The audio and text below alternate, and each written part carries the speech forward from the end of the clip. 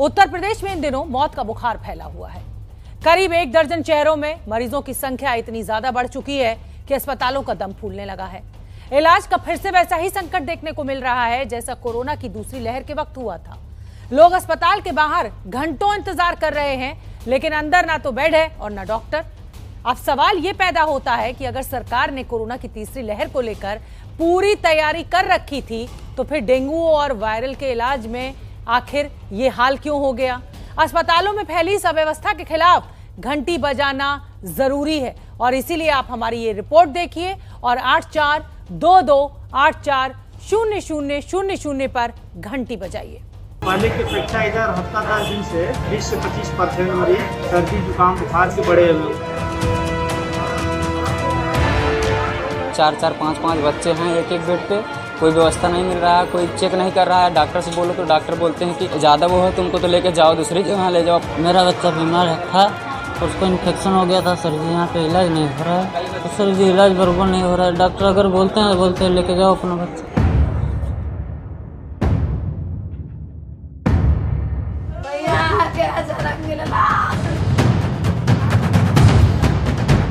एक बेड पे 4-4, 5-5 बच्चे हैं। एक तो 71 बच्चे जो भर्ती होंगे तो कुछ बेडों पे 2 या 3 बच्चे भी भर्ती हो जाते हैं।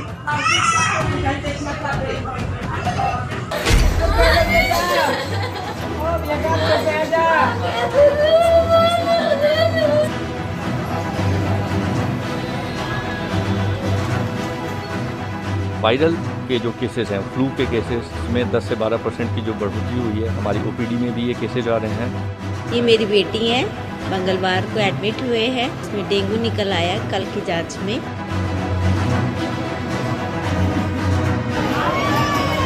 मरीजों की तादाद इतनी बढ़ गई है कि मजबूरन एक बेड पे 2 लोग लिटाए जा रहे हैं।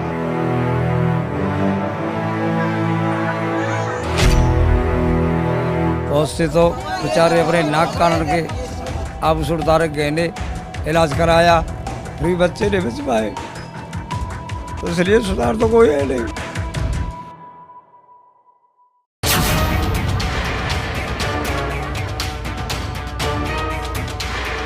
यूपी में मौत के बुखार की दहशत, बच्चों पर बड़ी आफत।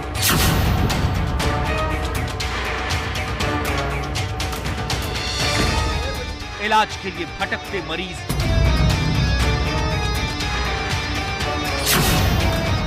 सिर्फ 1 महीने में 100 से ज्यादा लोगों की मौत।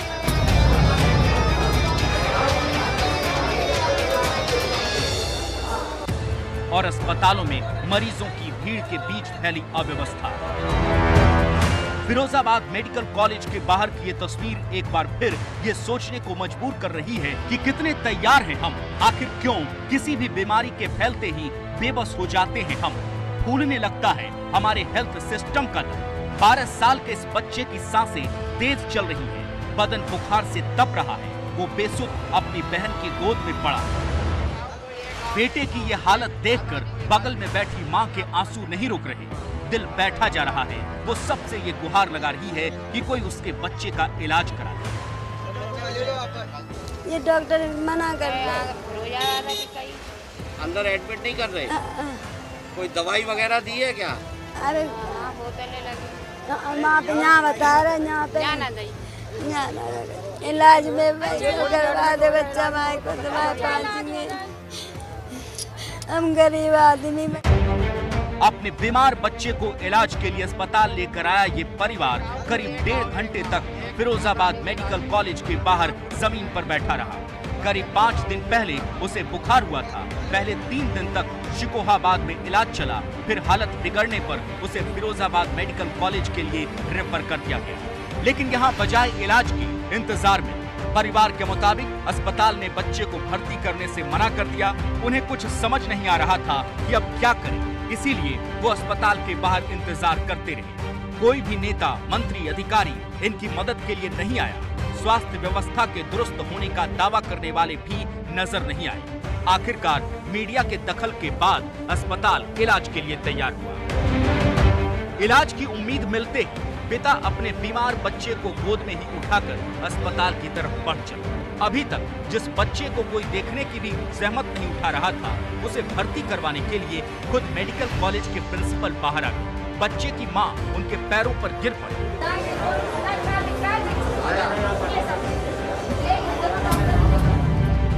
ये कहानी सिर्फ एक बच्चे की है। ऐसे ही हर दिन सैकड़ों परिवार इस अस्पताल में पहुंच रहे हैं, उनमें से ज्यादातर बच्चे ही हैं। अस्पताल का कहना है कि उनके सारे बेड भर चुके हैं। 100 बेड के अस्पताल में इस वक्त 500 से ज्यादा बच्चे एडमिट हैं। ऐसा बात नहीं है। अगर हमारे यहाँ इस समय 540 बच्चे हैं, अगर एडमिट नहीं करते तो ये नौबत ना आती। और एक यहाँ सब एडमिट होना चाह रहे हैं, वो कह रहे हैं हमें एक बिस्तर पर लिटा दो 2 लोगों को, हमें कोई परेशानी नहीं है।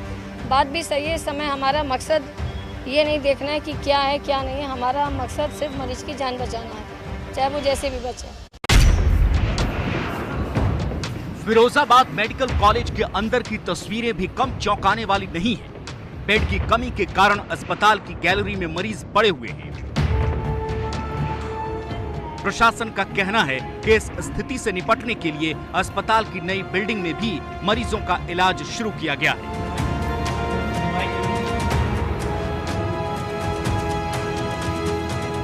लेकिन मरीजों की संख्या लगातार बढ़ती ही जा रही है, खास तौर से छोटे छोटे बच्चे।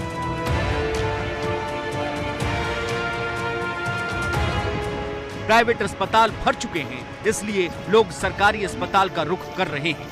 लेकिन सरकारी अस्पतालों में हालत और ज्यादा खराब है। यही वजह है कि सिर्फ फिरोजाबाद में बुखार के कारण अब तक 50 से ज्यादा लोगों की मौत हो चुकी है। फिरोजाबाद में डेंगू और बुखार फैले हुए 2 हफ्ते से ज्यादा का समय बीत चुका है, लेकिन प्रशासन सोया रहा। शहर में साफ सफाई का कोई इंतजाम नहीं किया गया। पूरा भरा हुआ है ये डेंगू। अब केंद्र सरकार की स्वास्थ्य मंत्रालय की टीम डेंगू के लार्वा को मारने के मिशन में लगी है। देखो इसमें बर्तन में कोई भी चलता हुआ पीला सा नजर आए ना, वो डेंगू का लार्वा है, ये आप जानकारी रख लो। जहाँ जहाँ पानी जमा है वहाँ छिड़काव हो रहा है, लेकिन यही सब अगर पहले किया गया होता तो इतने लोगों की जान नहीं जाती। फिरोजाबाद में अभी डेंगू और बुखार के करीब 4000 मरीज हैं।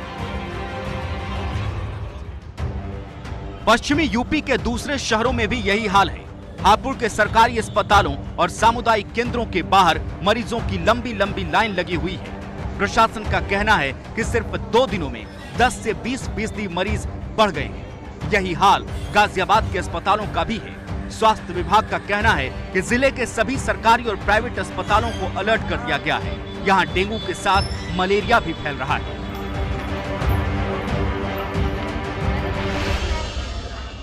रहस्यमय बुखार कोई चीज़ नहीं है। जो भी बुखार है वो नॉन डिसीज़ पे है।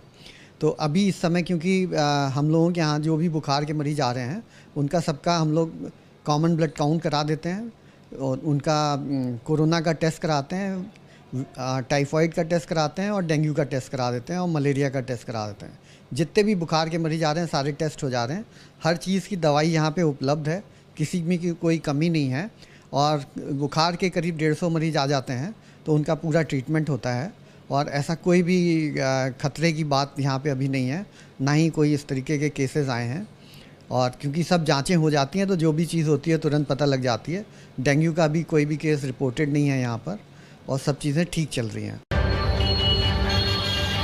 ये बरेली की तस्वीर है जहाँ सिर्फ मलेरिया के 1415 केस सामने आ चुके हैं। अस्पतालों में पैर रखने की जगह नहीं है।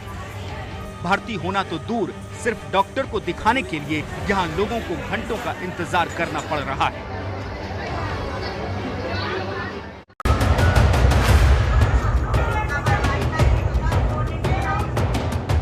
प्रयागराज के मोतीलाल नेहरू अस्पताल की हालत देखकर ये यकीन करना मुश्किल हो जाएगा कि ये वही यूपी है जिसे लेकर ये दावा किया जाता रहा है कि यहाँ कोरोना की तीसरी लहर से निपटने की पूरी तैयारी की जा चुकी है।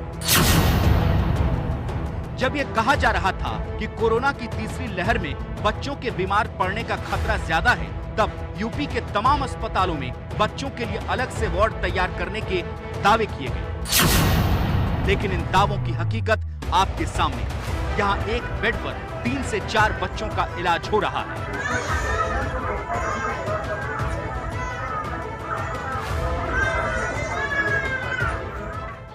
बच्चे को इन्फेक्शन हुआ था सर, हम दवा कराए थे यहाँ, फिर यहाँ पे भेजा गया तो यहाँ आए हैं। जब से 4-4, 5-5 बच्चे हैं एक बेड पे, कोई व्यवस्था नहीं मिल रहा है, कोई चेक नहीं कर रहा है। डॉक्टर से बोलो तो डॉक्टर बोलते हैं कि ज़्यादा वो है तुमको तो लेके जाओ दूसरी जगह ले जाओ, अपना उठा ले जाओ, हाँ अपना मरीज तुम ही हट जाओ, ऐसा बोलते हैं। कोई मतलब जाँच नहीं हो रहा है। इस अस्पताल में सिर्फ प्रयागराज ही नहीं बल्कि आसपास के जिलों से भी लोग इलाज के लिए आते हैं, लेकिन यहाँ सिर्फ 150 बेड ही है। इसीलिए मरीजों की संख्या बढ़ते ही इलाज का सिस्टम बैठ गया। लोगों का कहना है कि अस्पताल में बच्चों को भर्ती तो कर लिया गया, लेकिन डॉक्टर इलाज में लापरवाही कर रहे हैं। इलाज बराबर नहीं हो रहा है। डॉक्टर अगर बोलते हैं लेके जाओ अपना बच्चा। हाँ सर जी, और बच्चे बीमार हैं। यहाँ पे एक बेड पे 4-4, 5-5 बच्चे हैं। सर जी अगर बोलते हैं तो बोलते हैं कि लेके जाओ अपना बच्चा, अगर ज़्यादा जरूरी है तो। सर क्या करें हम? सर डॉक्टर सुनते ही नहीं है कोई। वहीं अस्पताल प्रशासन का कहना है कि अचानक मरीजों की संख्या बढ़ने के कारण इस तरह की परेशानी हो रही है। लेकिन सवाल तो ये कि स्वास्थ्य विभाग ने पहले ही तैयारी क्यों नहीं की, जबकि डॉक्टर खुद ये मानते हैं कि इस मौसम में वायरल, डेंगू और मलेरिया के मरीज बढ़ जाते हैं। सोचिए कि जिस हाल में यहाँ इलाज चल रहा है, अगर इस वक्त कोरोना भी फैला होता तो क्या होता। यूपी में चुनाव की तारीखों का ऐलान भले ही नहीं हुआ है, लेकिन सरकार से लेकर विपक्ष तक चुनावी मोड में सब नजर आ रहे हैं और इसीलिए अब हर मुद्दे पर राजनीति की जा रही है। सवाल यह है कि क्या उत्तर प्रदेश के कई शहरों में फैला बुखार भी चुनावी मुद्दा बनेगा?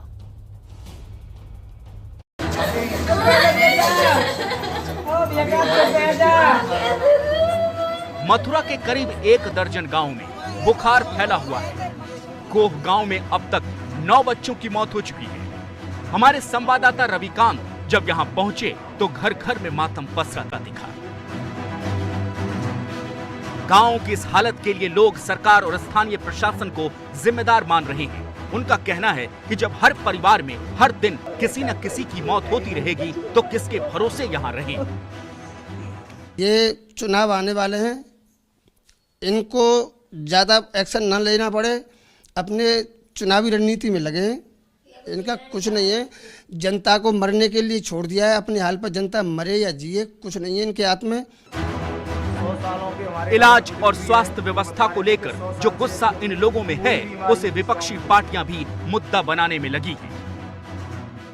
कि सरकार ने एक बात कही थी कि मच्छर और माफिया दोनों उत्तर प्रदेश से खत्म हो गए। मच्छर से उत्तर प्रदेश में तबाही आई है, माफिया तो सरकार ही चला रहे हैं। सारे वरिष्ठ अधिकारी उन जिलों में हैं, सारे संबंधित प्रभारी मंत्रियों को उन जिलों में व्यवस्थाओं को सुपरवाइज करने के लिए कहा गया है।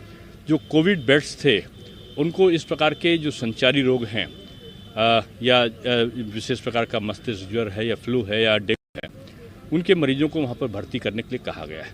ऑक्सीजन की पर्याप्त व्यवस्था है, वेंटिलेटर की पर्याप्त व्यवस्था है, दवाओं की कहीं कोई कमी नहीं रखी गई है और साफ सफाई युद्ध स्तर पर कराने का अभियान प्रारंभ कर दिया गया है।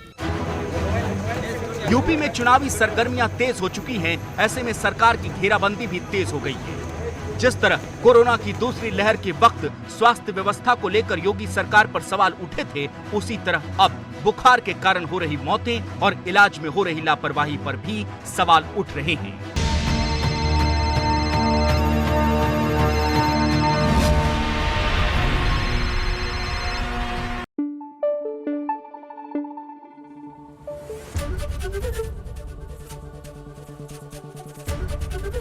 एबीपी न्यूज आपको रखे आगे।